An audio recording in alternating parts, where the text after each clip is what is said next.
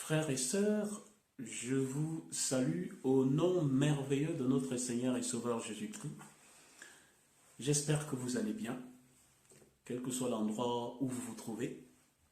Et si ce n'est pas le cas, je crois Dieu, au nom de Jésus-Christ, qu'il va œuvrer par ses grâces afin que vous vous relevez de cette situation. Au nom de notre Seigneur et Sauveur Jésus-Christ, la joie de mon cœur est grande. Je suis content de vous retrouver après une longue interruption de 3 mois qui était volontaire parce que occupé à œuvrer pour le premier ministère qui est la famille. Et vous savez, ce n'est pas évident de joindre les deux bouts quand on a la famille, quand on a l'emploi et quand on a notre ministère qui est l'évangélisation, apporter la parole aux autres. Et nous avons arrêté pendant 3 mois, mais ne pensez pas qu'à un seul moment, je n'ai pas cessé de rendre grâce à Dieu et de prier afin qu'il nous fortifie, ou plutôt qu'il vous fortifie, et vous continuez à tenir dans sa parole. Je souhaite donc la bienvenue à ceux qui viennent de nous rejoindre dans ce groupe de partage, particulièrement sur WhatsApp. Beaucoup parmi nous sont nouveaux, à peine quelques jours encore. À tout cela, je dis merci de la confiance que vous me faites. Cela montre que vous avez, à certains égards, un certain respect vis-à-vis de moi. Et je vous dis en quelques mots que Cantique TV est un groupe de partage qui n'est pas de caractère commercial. Nous ne vendons rien, nous ne exigeons rien, nous ne demandons rien d'autre à qui que ce soit, sinon de nous écouter, de nous suivre et de poser des questions. Là où vous n'êtes pas d'accord, vous posez des questions. Là où vous avez des suggestions, elles sont les bienvenues. Bien évidemment, dans la parole et rien que la parole de Dieu. Donc,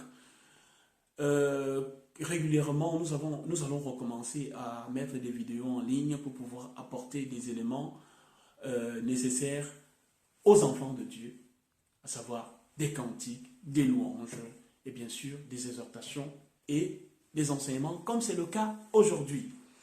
Donc, je vous salue à vous tous qui êtes à Yaoundé depuis le Cameroun. Je vous salue à vous qui êtes depuis le Canada. Je vous salue à vous depuis l'Angleterre, depuis l'Italie, depuis la Belgique, depuis la France, depuis le Luxembourg. Je vous salue abondamment. Que le nom de notre Seigneur et Sauveur Jésus-Christ soit glorifié. Et surtout, où vous êtes, n'oubliez pas, vous êtes la lumière pour éclairer les ténèbres. Ne l'oubliez surtout pas. Donc, nous sommes aujourd'hui le 19 janvier. C'est le premier enseignement de notre année. C'est notre première diffusion. Et je crois Dieu que vous allez être bénis. Pour ceux qui prennent les notes, le titre de ce partage est donc « Jésus pleura ». Jésus pleura. Pour ceux qui lisent régulièrement leur Bible, ils connaissent pour situer cette écriture. Et je vous invite à ouvrir vos Bibles dans l'évangile de Jean, au chapitre 11, qui relate une merveilleuse histoire. C'est le récit de la résurrection d'un fidèle disciple de Jésus-Christ. Et bien sûr, il s'agit de Lazare. Le chapitre est très long, le lire prendrait du temps. Je vais le résumer en quelques mots. Donc, Lazare et ses sœurs, Marie et Marthe, étaient une famille que Jésus aimait. Et on vient annoncer à Jésus que Lazare est malade. Au lieu que Jésus se dépêche pour aller voir son ami, il va rester à Jérusalem. Et Lazare vivait à Béthanie. Il faut savoir que Béthanie est en périphérie de Jérusalem. Cette maladie va courroucer Lazare jusqu'à ce qu'il va mourir. Lazare va mourir. Et la nouvelle va parvenir à Jésus, lui disant que voilà, ton ami Lazare est mort. Et Jésus informe ses disciples. Il dit à ses disciples, Lazare n'est pas mort, Lazare dort. Mais c'est pour que vous voyez et que vous compreniez que je suis venu du Père pour manifester sa volonté, que Lazare est mort. Ses disciples ne comprennent pas. Jésus va se déplacer, il va aller à Béthanie, qui était en périphérie de Jérusalem. Il va arriver, et bien sûr, et Marie, et Marthe, et toute la famille de Lazare sont dans le deuil, ils sont endeuillés. Et Marie, qui était aussi disciple de Jésus, et Marthe, sa sœur, vont venir tour à tour vers Jésus, se lamenter et lui dire, Seigneur, si tu étais là, Lazare ne serait pas mort. Et Jésus lui dit, si tu crois que je suis la résurrection et la vie, alors tu ne vas pas pleurer comme tu es en train de le faire. Mais Marthe ne comprend pas. Et Jésus continue à avancer jusqu'à ce qu'il arrive au village. Et il trouve que Lazare est mort depuis 4 jours et qu'on l'a enterré, et voilà, et le corps est déjà en décomposition. Il demande, où est-ce que vous l'avez mis? Il dit, voilà Seigneur, il est là-dedans. Et à ce moment-là, une grande émotion va traverser notre merveilleux Seigneur et Sauveur, et il va pleurer. Au verset 35 du chapitre 11 du récit de Jean, je lis, il est écrit ces 2 mots, Jésus pleure. Alors, je me suis arrêté là et j'ai dit, Seigneur, pourquoi est-ce que Jésus pleure? D'abord, frères et sœurs, on va situer les choses dans leur contexte. Pour ceux qui recherchent à comprendre la parole et la Bible, vous devez savoir que la Bible s'interprète dans 3 phases. Dans le verset, dans le contexte et dans l'usage antérieur. Nous allons situer cette situation dans son contexte. Il faut savoir que notre merveilleux Seigneur de gloire au jour d'aujourd'hui ne s'appelle plus Jésus, mais on l'appelle Jésus-Christ. C'est-à-dire Jésus-Christ, loin, le ressuscité. Et qu'il est redoutable, Jésus-Christ, au jour d'aujourd'hui. Il n'a plus rien à voir avec ce Jésus-là qui est mort sur la croix et qui pouvait pleurer. Non pas à dire qu'il n'a plus de compassion, parce qu'il était plein de compassion, il était plein d'amour. Quand il voyait une situation où l'être humain était frelaté par les éléments de la vie, par la société, Jésus ne pouvait pas rester inactif. Il agissait. Souvenez-vous de cet homme qui avait la main séchée et qui ne pouvait pas la bouger. Et le jour du sabbat, tout le monde, du moins les responsables religieux, voulaient l'accuser, voyons voir s'il allait guérir cet homme-là. Et Jésus leur demande, lequel de vous, quand il n'a qu'une seule brebis et qu'elle tombe dans un puits le jour du sabbat, ne laisse pas tout pour aller la lui retirer? Et il a vu qu'ils avaient le cœur endurci. Tout ceci, c'est pour vous montrer quel était l'état de l'âme de notre Seigneur et Sauveur Jésus-Christ quand il était sur terre. Donc ici, nous sommes au moment, pour revenir à notre contexte, au moment où Jésus-Christ est sur terre. Parce que le Jésus assis à la droite de Dieu en ce moment, il ne pleure plus. Il est redoutable. Il sera encore plus redoutable quand il reviendra au son de la trompette. D'où ce partage, d'où cette page pour apporter aux enfants de Dieu des exhortations afin que ceux qui dorment se réveillent. Ceux qui sont dans les ténèbres viennent à la lumière. Ceux qui ne connaissent pas Christ puissent encore mieux le connaître. Amen. Donc, ici, c'est pendant la vie de Jésus-Christ, quand il était sur terre. Donc, Jésus pleura. Je me suis arrêté là et j'ai dit, Seigneur, qu'est-ce qui a bien pu faire que notre Jésus, à ce moment-là, puisse pleurer. Quand vous allez lire tout le chapitre, verset après verset, vous savez que il avait compris par révélation, parce que Jésus marchait par révélation, tout ce qu'il faisait était par révélation. Il avait compris que la mort de Lazare était pour manifester la gloire de Dieu. Et bien de là, auparavant cela, il avait ressuscité des morts. Donc, il avait cette autorité que Dieu lui avait donnée. Mais qu'est-ce qui a bien pu faire pleurer Jésus ici? Est-ce la mort de Lazare? Le verset nous montre que non. Ce n'est pas parce que Lazare est mort. Il y a autre chose. Il y a d'autres éléments qui ont fait en sorte que Jésus pleure. Et c'est cette question-là, c'est à cette question-là que nous allons apporter des réponses. Que Dieu vous bénisse. Donc, c'était notre première lecture. Vous prendrez le temps de lire à la maison, chez vous, relisez, avec la volonté de comprendre. C'est un long chapitre, c'est très bénissant. Vous allez voir l'opération, le don de miracle que Jésus avait et qu'il va opérer merveilleusement avec la gloire de notre merveilleux Dieu. Donc, ça c'est notre première lecture. Et le verset que nous retenons ici est « Jésus pleura ». Pourquoi est-ce que Jésus pleure? Donc, nous allons poursuivre notre deuxième lecture dans le livre de Luc. Nous sommes dans les évangiles aujourd'hui. Luc. C'est avant Jean. Hein? Luc chapitre 19. Luc chapitre 19.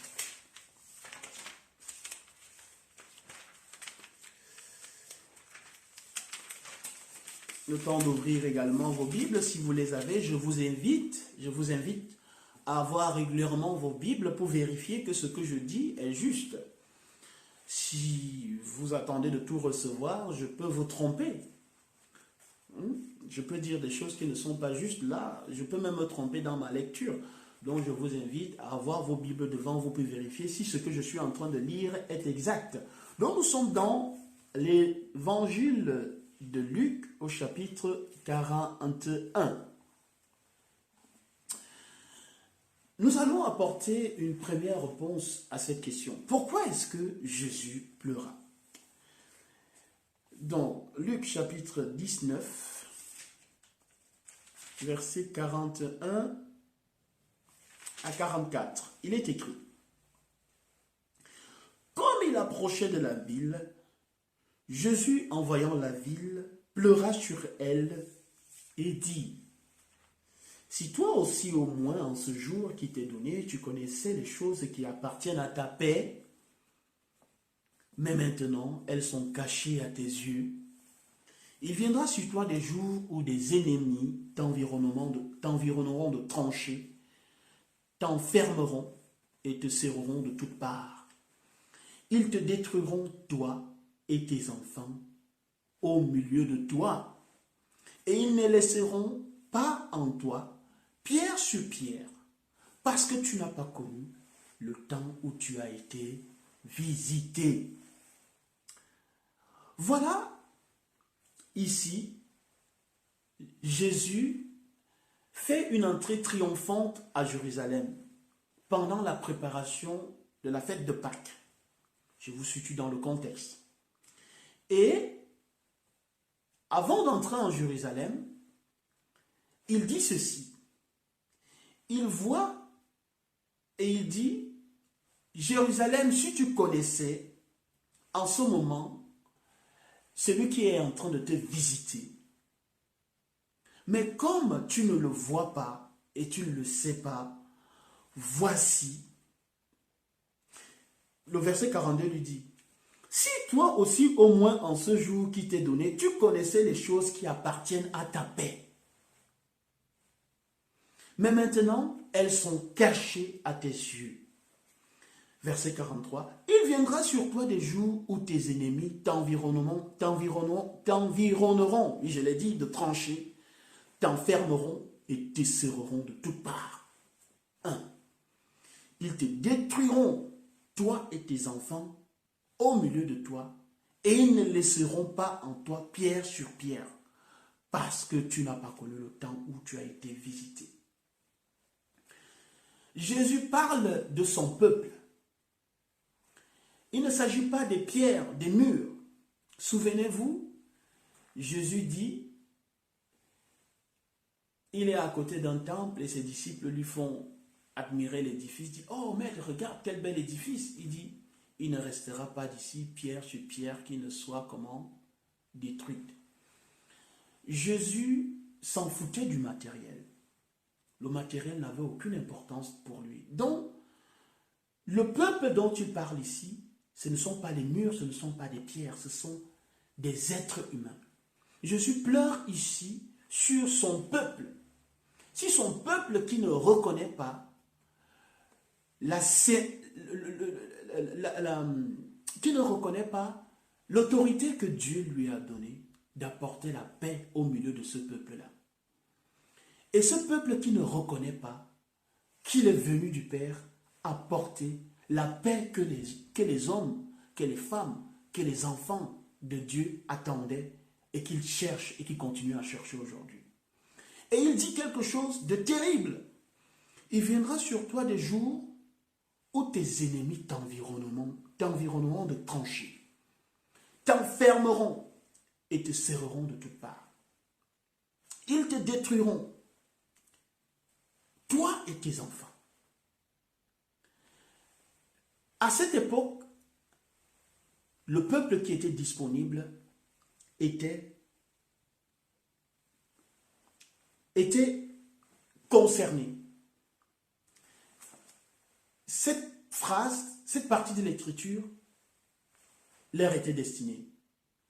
Mais nous allons voir ici que ce n'est pas seulement à cette époque-là que cette partie, ou à ces gens-là seulement, que cette partie de l'écriture était destinée, mais bien également à notre époque aujourd'hui.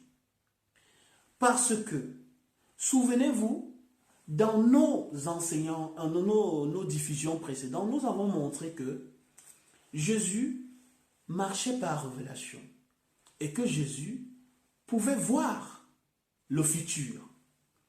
Jésus pouvait se projeter et dire ce qui allait arriver. Souvenez-vous qu'il a dit à Pierre comment est-ce qu'il allait mourir. Il a prophétisé sur le temple de Salomon qui a été détruit. Il a prophétisé même sur la fin des temps. Donc, Jésus ici a une vision de ce qui va arriver. De ce qui va arriver à son peuple qui sera détruit, qui sera enfermé.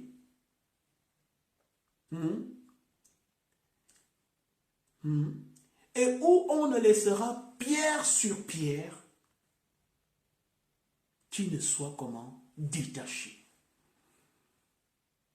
Jésus parle ici de son peuple.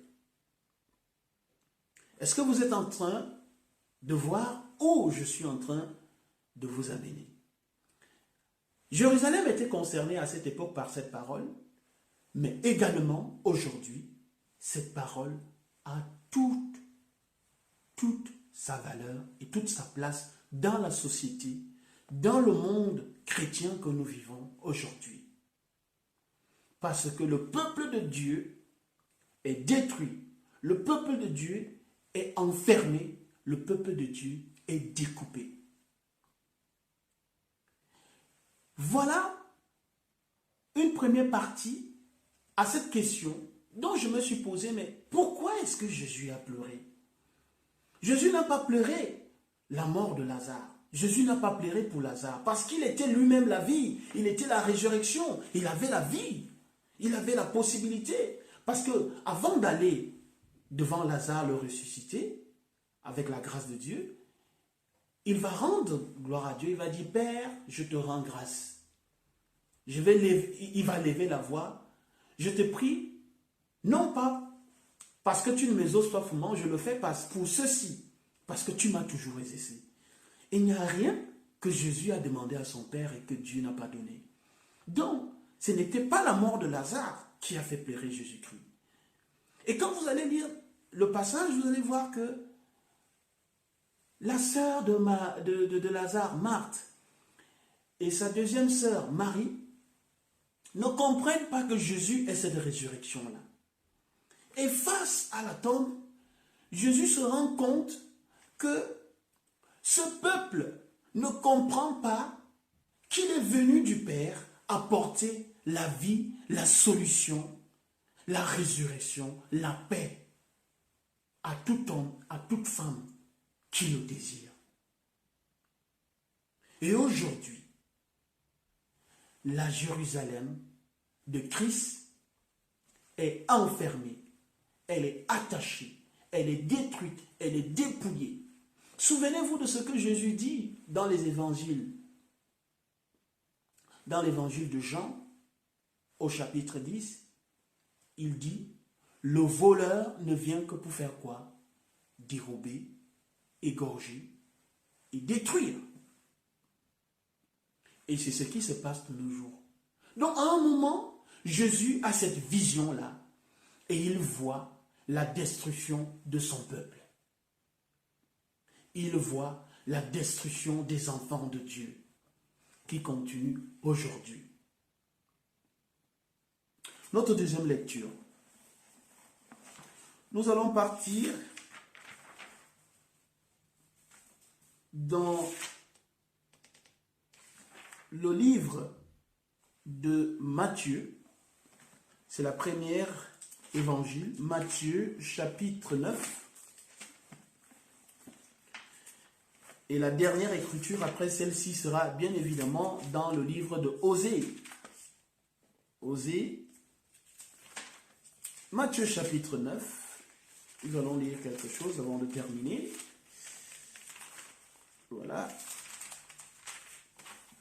Matthieu chapitre 9, versets 35 à 38. Qu'est-ce que Jésus nous dit? Il est écrit, Jésus parcourait toutes les villes et les villages, enseignant dans les synagogues, prêchant la bonne nouvelle du royaume et guérissant toute maladie et toute infirmité. Voyant la foule, il fut ému de compassion pour elle, parce qu'elle était languissante et abattue, comme des brebis qui n'ont point de berger.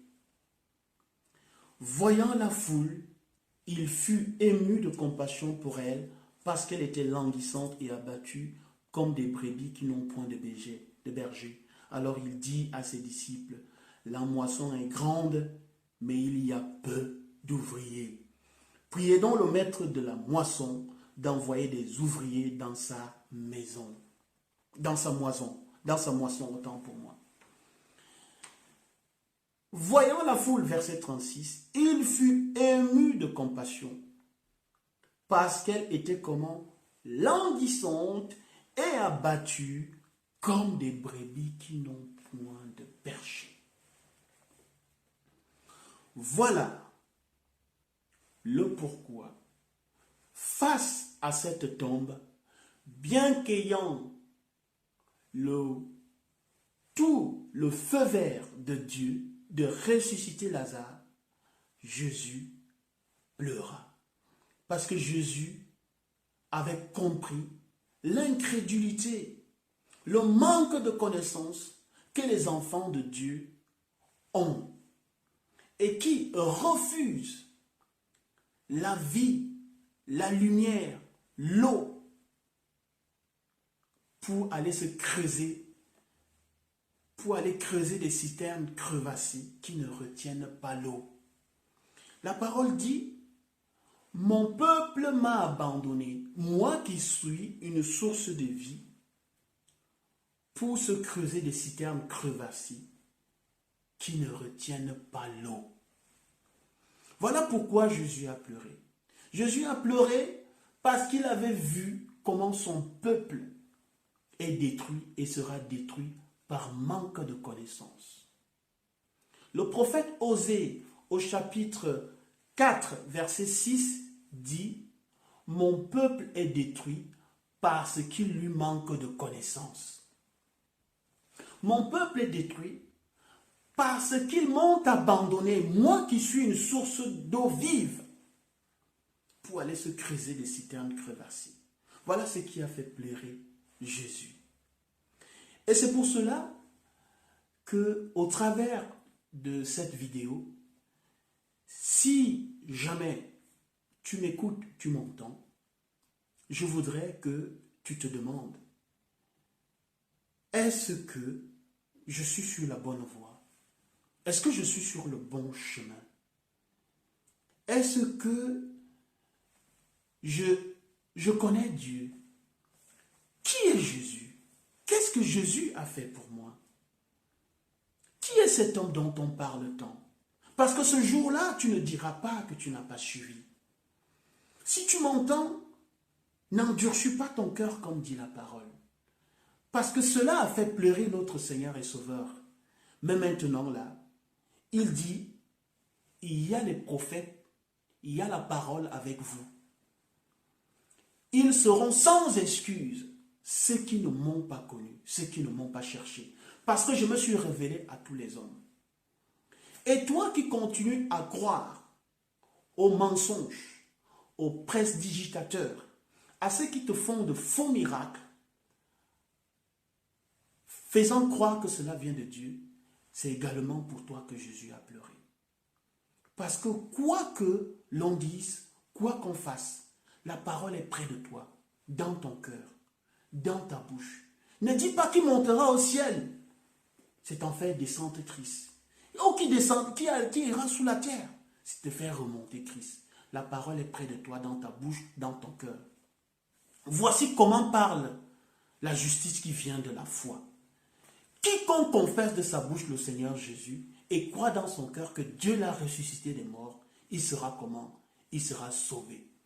Jésus a pleuré parce qu'il a vu son peuple ballotté à tout vent de doctrine par de faux prophètes, de faux hommes de Dieu qui ont renversé l'enseignement véritable de la parole et ont transformé les enfants de Dieu en véritable pâturage pour traire leur argent, leurs biens, leur vie. Où on peut voir aujourd'hui des hommes de Dieu qui font des choses inimaginables, des abominations inimaginables chaque jour, sous prétexte, sous le couvert de la parole de Dieu. Alors Jésus a pleuré à cause de ça. Et je voudrais te dire à toi ce soir que tu peux rechercher, tu peux aller à la rencontre de ce Jésus-là. C'est Jésus qui est mort à la croix pour toi. C'est Jésus qui a payé le prix pour toi. C'est Jésus qui a donné un prix inestimable qu'aucun autre homme, qu'aucune autre personne ne pourra le faire pour toi. En allant à Dieu, on ne suit pas les hommes. En allant à Dieu, on ne suit pas les bâtiments. En allant à Dieu, on ne suit pas les lumières, les jeux de lumière, les chaises qui sont beaux, le tapis. Non. Il est écrit. Celui qui t'enseigne doit t'enseigner selon la parole. Que dit la parole? Que dit les évangiles? Qu'est-ce que Dieu dit dans sa parole? Est-ce que ce que cet homme est en train de me dire est écrit dans la parole de Dieu? Est-ce que ce qu'il est en train de vouloir me faire là est écrit dans la parole de Dieu? J'ai entendu des femmes faire des témoignages abominables. J'ai vu des enfants pleurer parce qu'ils ont été violés. Des femmes qui ont été utilisées sous prétexte qu'un homme de Dieu leur a dit: pour enlever la malédiction en toi, je vais coucher avec toi. Des femmes qui ont perdu tout leur bien, tout leur argent, sous le couvert du nom de Dieu. Alors Jésus a pleuré pour ces choses-là. Alors pour t'éviter ces choses-là, c'est pour ça que tu es en train de suivre cette vidéo. C'est pour cela que tu es en train de m'écouter en ce moment.